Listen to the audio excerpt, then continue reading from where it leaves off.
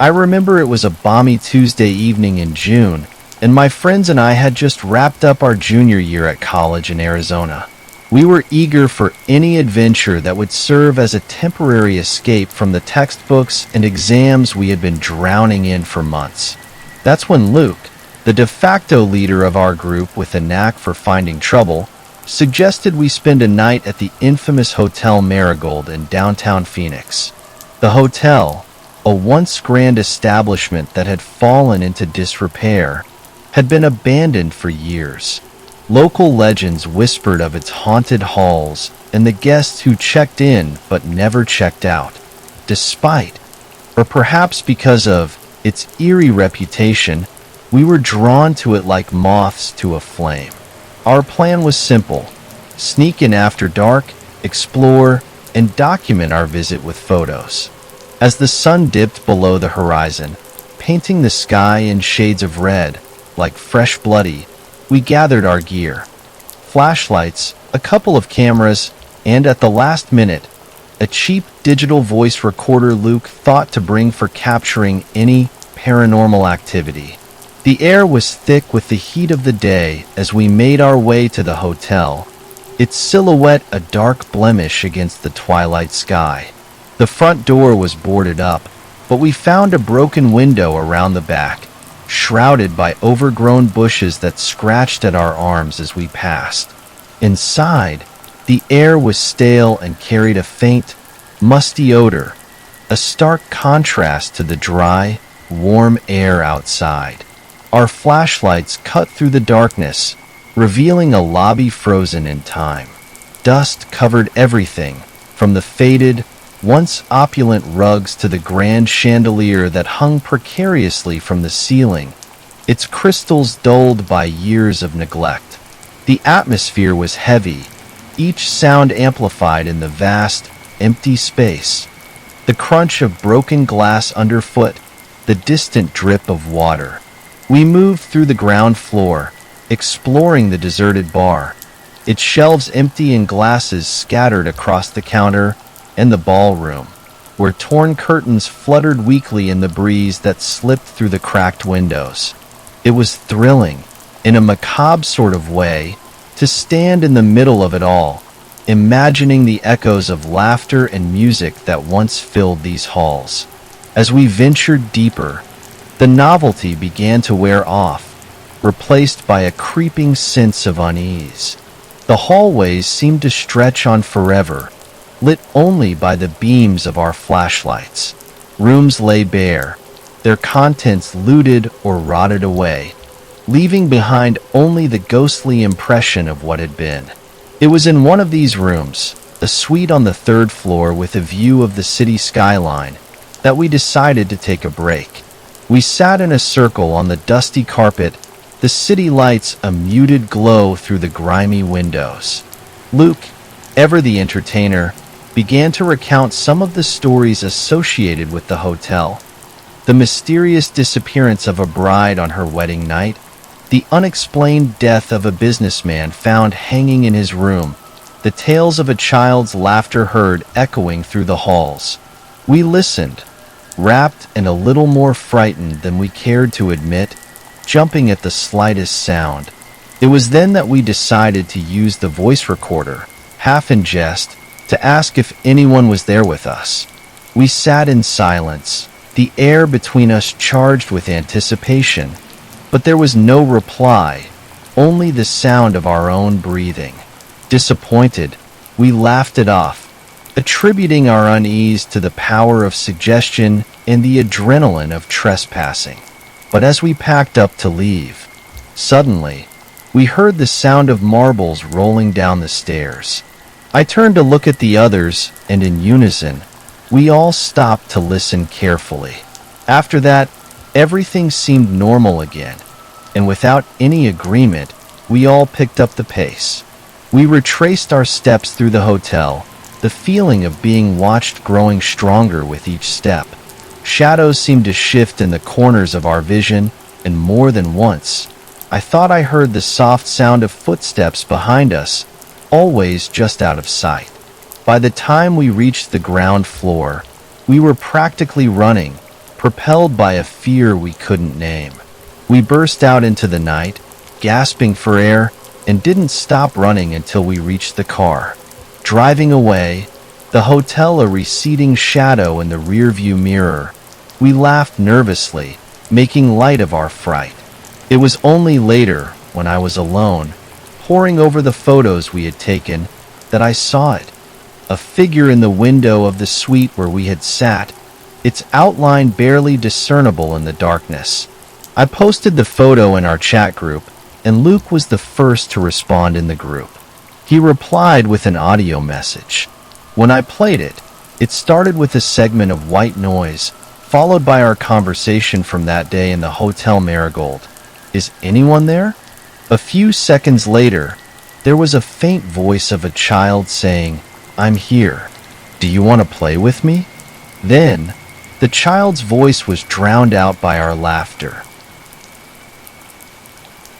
It was a crisp fall evening, very soon after the beginning of the school year, and I was driving home into my little hometown in upstate New York.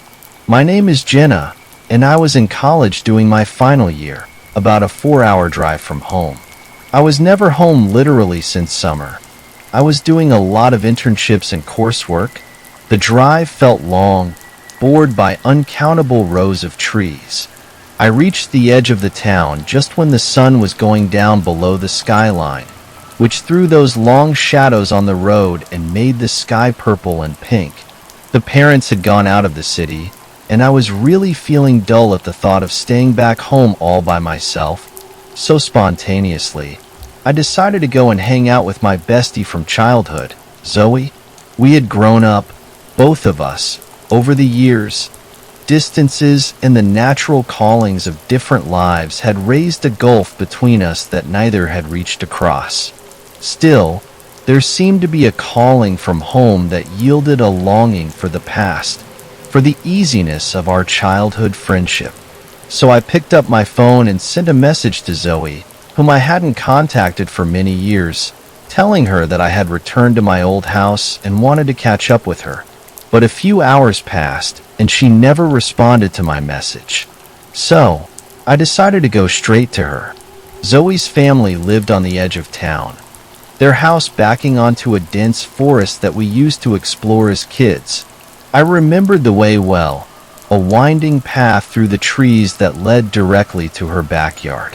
On a whim, driven by nostalgia and an adventurous spirit rekindled by the sight of those woods, I parked my car on the side of the road and decided to make my way to her house through the forest, just like old times. In fact, it was getting late and I shouldn't risk walking at night. But I didn't know where the courage came from to do this. Maybe it came from my familiarity with this road since I was a child. The forest welcomed me with open arms, the crunch of fallen leaves underfoot and the musky scent of earth and decay enveloping me. It was darker here, the canopy of trees overhead filtering out the last of the day's light. I switched on the flashlight on my phone, the beam cutting through the twilight, casting eerie shadows that danced and flickered with each step. I hadn't gone far when a feeling of unease began to settle over me. It was quiet, too quiet, the usual sounds of wildlife eerily absent. The air felt charged, heavy with anticipation, as if the forest itself was holding its breath. But then I heard it, a soft whisper that seemed to come from all around me. My name, carried on the wind, so faint I thought I might have imagined it. Jenna! I stopped in my tracks, straining my ears for any sound that might explain what I'd heard. Silence greeted me, and after a moment's hesitation, I continued on, quickening my pace. The whispers grew more persistent, more voices joining in, until it was a chorus of hushed tones, murmuring my name, urging me forward. The beam of my flashlight flickered, casting the forest in a strobe of light and shadow.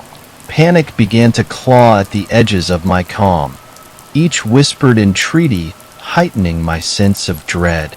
Then I saw it. Ahead, in the heart of the forest, A light glowed softly, its warm hue beckoning me. The voices grew louder, more insistent, as I drew closer, until I could make out a small, decrepit cabin. That's where Zoe and I often stay, like a secret base. Compelled by a force I couldn't resist, I approached the cabin, the whispers now a deafening roar in my ears. The door, aged and weathered, swung open at my touch, revealing the source of the light.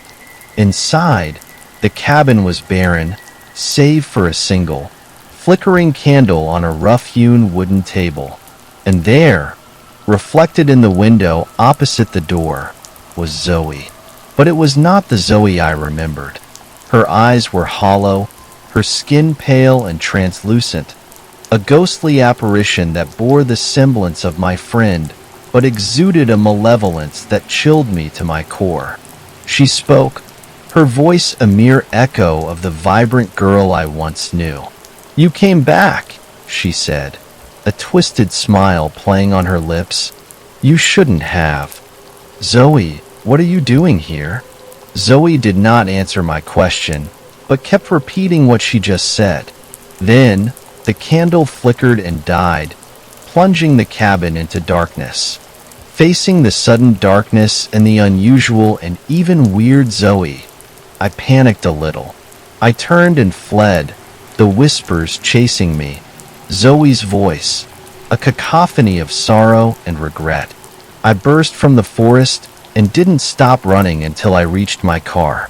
Behind me, the forest stood silent, a sentinel to the secrets it held. The drive home was a blur, my mind grappling with what I'd seen. By the time I reached my empty house, the first light of dawn was breaking, casting the world in a new light, one that could not erase the shadows of the night before. At noon the next day, with many questions, I visited Zoe's original home again. It was Zoe's aunt who opened the door. We learned from her that Zoe disappeared during our senior year of high school, a mystery that has never been solved. Her parents are still looking for her. I was shocked. I want to share with them what happened to me last night, but I don't know how to say it. I've always considered myself a night owl, thriving under the cover of darkness when the world quiets down. That's why I took the job as a delivery driver for a local 24-hour diner in a sleepy college town nestled in the Midwest. I liked the solitude, the nightly drives with only the radio for company, delivering orders to students burning the midnight oil or night shift workers in need of a caffeine fix. It was a Thursday evening when I clocked in, the air crisp with the hint of an approaching fall. The first few deliveries went smoothly, a routine of familiar streets and quick exchanges. But as the night deepened, a fog began to roll in, thick and enveloping, transforming the town into a shadowy maze. I wasn't concerned at first. I knew these roads like the back of my hand. However, my confidence waned when the dispatcher, Jim, a grizzled veteran of late-night diners and dead-end jobs, handed me the last order of my shift. "This one's way out on the edge of town, past the old Miller farm," Jim said, pointing to a scrawled address on the order slip. "Been a while since we delivered out there. Roads can be tricky, especially with the fog." I grabbed the order, a simple burger and fries, and headed out, the diner's warmth fading behind me. The further I drove, the thicker the fog became, a white veil that reduced my world to the few feet of road illuminated by my headlights. The familiar landmarks blurred past, eventually giving way to open fields and the occasional silhouette of a gnarled tree. I found the turnoff for the address, a narrow lane that seemed less a road and more a forgotten path, winding its way through dense woods. The branches reached out like skeletal hands, scratching against my car as I navigated the tight bends. A sense of unease began to settle over me, a prickling sensation that I tried to dismiss as just nerves from the eerie setting. Eventually, the woods gave way to a clearing, and there it stood. A house that seemed to consume the light around it. An old two-story structure that time had not been kind to. I parked the car. The silence was oppressive. The usual night sounds absent, as if even the crickets were holding their breath. With the order in hand, I approached the house, each step feeling heavier than the last. The porch creaked ominously underfoot as I reached the door, a faded brass knocker its only adornment. Taking a deep breath, I knocked, the sound hollow in the thick fog. Seconds stretched into eternity, the door remaining closed, the house silent. I knocked again, louder this time, my unease growing with each passing moment. I was about to turn and leave, to write this off as a wrong address or a practical joke, when the door creaked open, revealing a darkness that seemed to swallow the faint light from my car. The chill that swept out from the open doorway was unnatural, a cold that seeped into my bones. Hesitating at the threshold, I peered into the inky abyss, half expecting something to reach out from the darkness. A voice, brittle as dried leaves, broke the silence. "Bring it in. Kitchen's to the left." The voice seemed to come from the shadows themselves, carrying an air of long-forgotten courtesies. Mustering my courage, I stepped into the gloom, the door groaning shut behind me, snuffing out the last sliver of outside light. My eyes struggled to adjust, the air inside heavy with a musty scent that spoke of decayed grandeur. Guided by the voice, I found the kitchen, or what remained of it. A single bulb, flickering erratically, cast an unreliable light, creating more shadows than it dispelled. There, in the far corner, sat an old woman, her form shrouded in layers of fabric that might once have been elegant. Setting the food down on what was left of the kitchen table, I turned to face her, searching for the right words. "That'll be $15.95, I managed, my voice sounding alien in the oppressive atmosphere. She didn't move, her face hidden within the folds of her attire. A trembling hand emerged, the skin paper-thin, and placed an envelope on the table. "For your troubles," she said, her voice a whisper of silk and sadness. Eager to leave, I took the envelope, mumbling a thank you, and headed for the door, each step quicker than the last. I could feel her gaze on me, a weight that urged me forward, out of the kitchen, through the dim hallway, and back to the safety of the porch. Once outside, I almost ran to my car, the fog an embracing chill compared to the cold I'd felt within the house. As I drove away, the envelope lay unopened beside me. It wasn't until I was safely back under the glow of streetlights that I dared to open the envelope. Inside, along with the exact change for the order, was a note, the handwriting elegant but shaky. "Thank you for your kindness," it read. "Not many dare to approach the house anymore. You reminded me of the world beyond these walls, a world I once knew."